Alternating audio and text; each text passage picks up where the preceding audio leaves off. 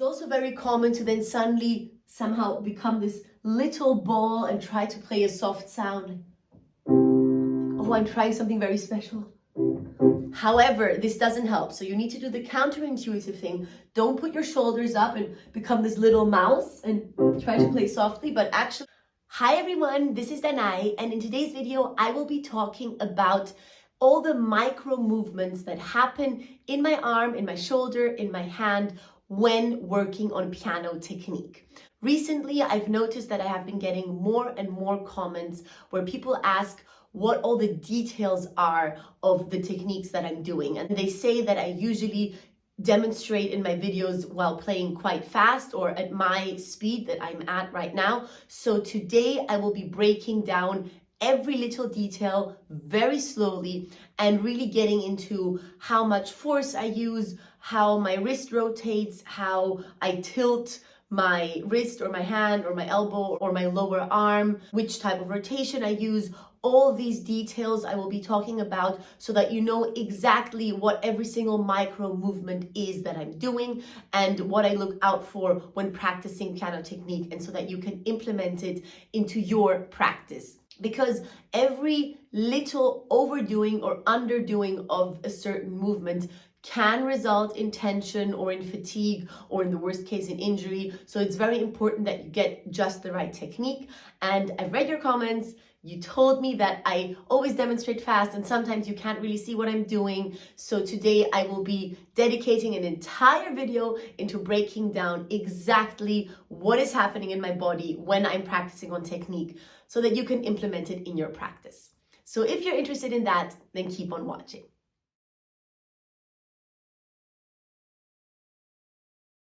So as I already mentioned, I won't be getting into any exercise in particular. I just want to demonstrate different scenarios and really talk about every single part of my body.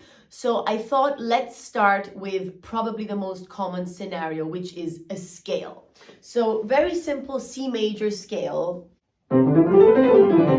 Of course, this is fast, so I will be playing it very slowly and getting into every single body part.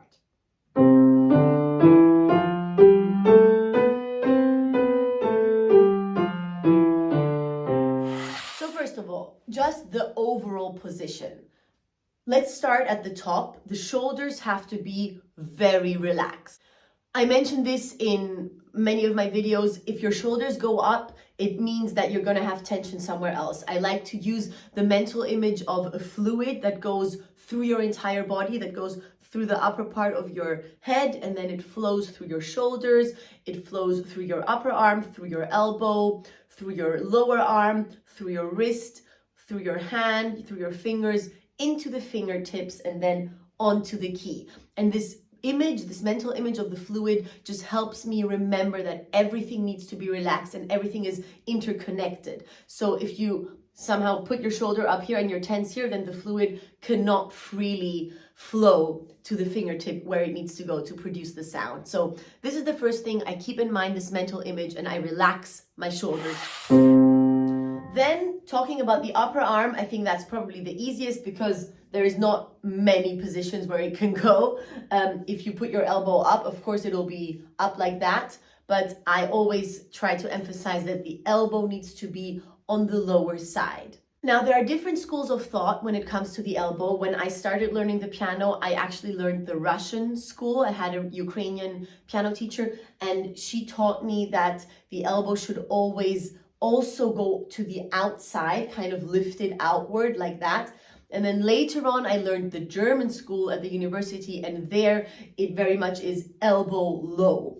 And my teacher used to always place his finger here and make sure that my elbow is low. Now, I would say in both cases, it's not the one is right and the other is wrong. There are scenarios where it helps to have the elbow out. For example, if I'm playing out here, I will lift my elbow. And then if I'm here and just doing little movements, I think it's very helpful to keep my elbow down. So there is no right or wrong when it comes to this. But I would say what is important is that the elbow is relaxed, that you don't feel a tension here. So if you're sitting and then you simply just lift your hands up, before you even press the keys, just lift your hands up. The position that your elbow is in is the one that it should stay at. And then when your hands are on the piano, on the keys, Your elbow can freely move, you see? Not here where my shoulders go up, but just here. And that is okay. In general, when it comes to piano technique, it is important to minimize the movements to the simplest, most necessary movements so that you can play fast and efficiently. So you don't want to play a scale with your elbow moving like that because that's not efficient. Just keep it down. I don't need to move my elbow for this scale.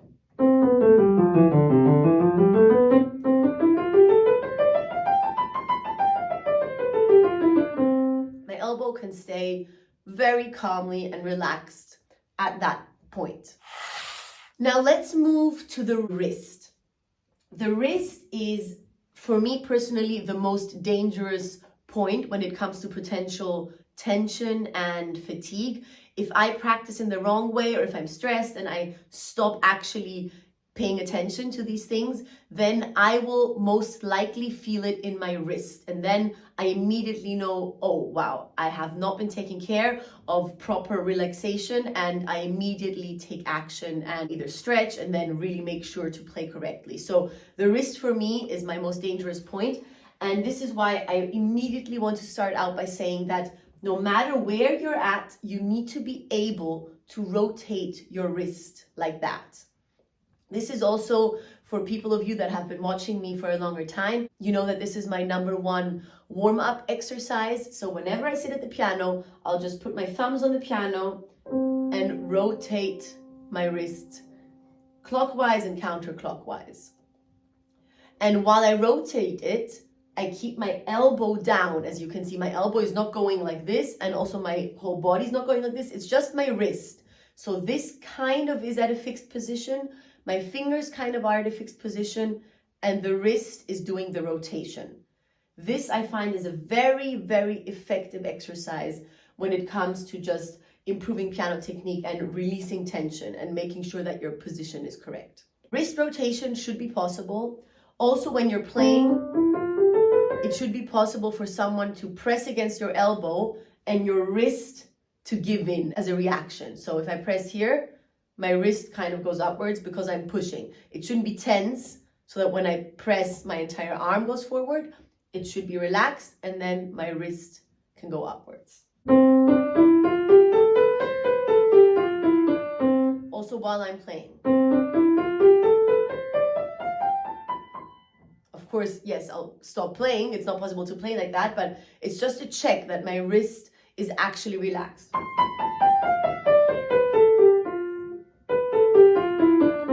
Same in the left hand.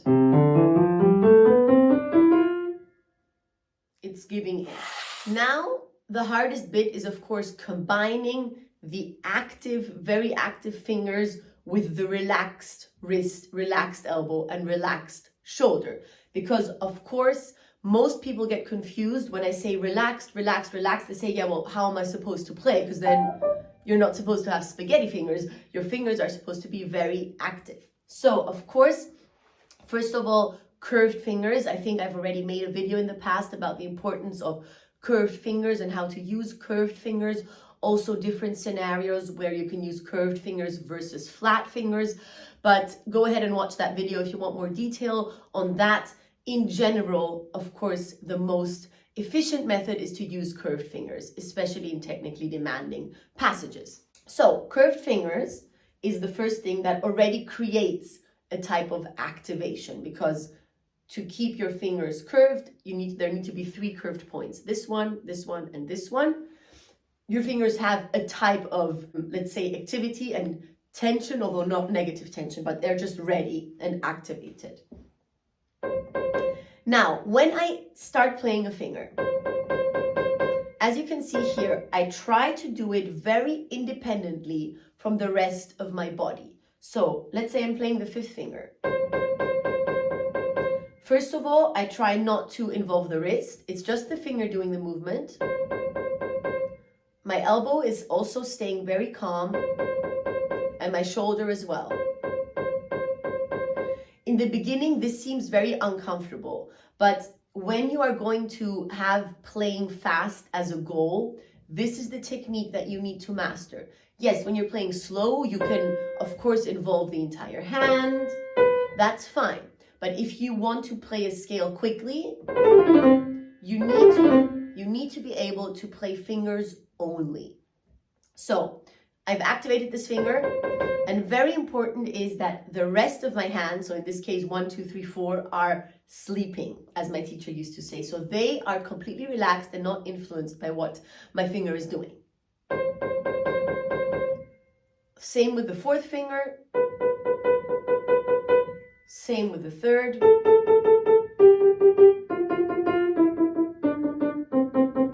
And then put them all together.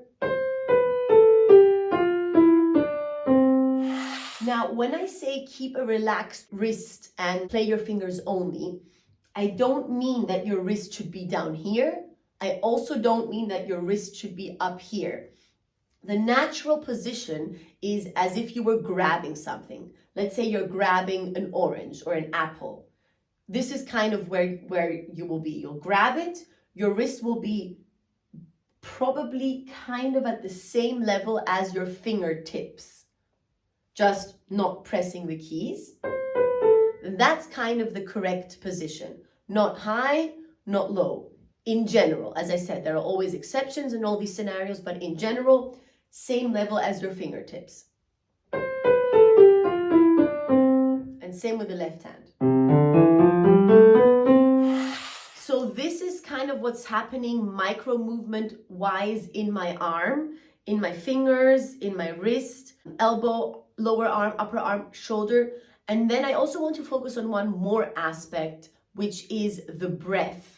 The breath is very important because sometimes when it gets hard, we kind of just forget to breathe and just hold our breath, and then we don't understand why it gets harder. So also try to be conscious of your breath and try to stay relaxed by just simply breathing regularly, not breathing extremely quickly or holding your breath for a phrase, but keep breathing. Sometimes you'll be surprised how much easier things are if you just focus on your breath and keep breathing when it gets technically hard, because sometimes we forget to do that, and then that is the cause of other problems. Now, speaking about force, I like to always remind people that force is not really what we are looking for when playing the piano. It's more about speed. It's how fast we actually press the key, not so much how forcefully, because force in my mind is connected to not such a beautiful sound, like a very brutal sound, but speed can create a loud sound that is still warm and has a beautiful tone. So when it comes to force, I don't like to use that word so much. If I want to kind of create a heavy, like grave sound, then I like to use the word weight, put a lot of weight on the chord. So first of all, let's talk about speed. Speed of touch is the faster you press a key, the louder it's going to be. The slower you press a key, the softer it's going to be. So if I press it very slowly, it's going to be completely silent, and then a bit faster, very soft. And if I press it very quickly, it's going to be louder. So this is the very simple mechanics of the piano, but it's good to remember that we don't need to use force. We just need to be very quick when we press the keys. So if we want to play a loud scale, we need to press the individual keys quickly.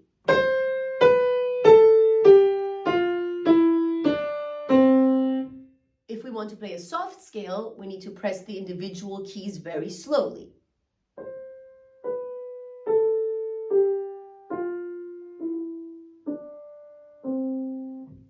And all this has nothing to do with the general speed of the entire scale. That's a different thing. So speed of touch doesn't mean playing fast or slowly. It's just about how quickly you actually press the key, and it results in a difference in volume.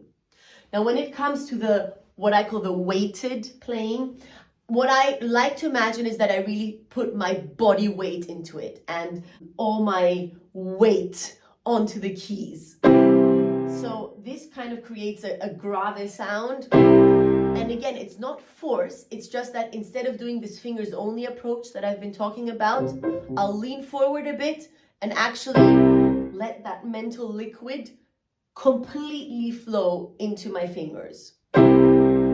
Usually I'll also just let my wrist and my body go down onto the sound. But again, this is a very specific scenario, not something that I use constantly, because when playing a fast scale, for example, that would not be effective. The last thing that I want to mention when it comes to the micro movements is when you're playing very softly, it is also very common to then suddenly somehow become this little ball and try to play a soft sound. Oh, I'm trying something very special. However, this doesn't help. So you need to do the counterintuitive thing. Don't put your shoulders up and become this little mouse and try to play softly, but actually straight. Let the sound come to you. Be receptive of the sound. And then just press the key very softly, very slowly. But don't do this. This is going to actually hinder you from producing a reliable soft sound, a reliable piano. So sit up straight. I like to even lean back a bit when I play pianissimo, and then produce the sound like that.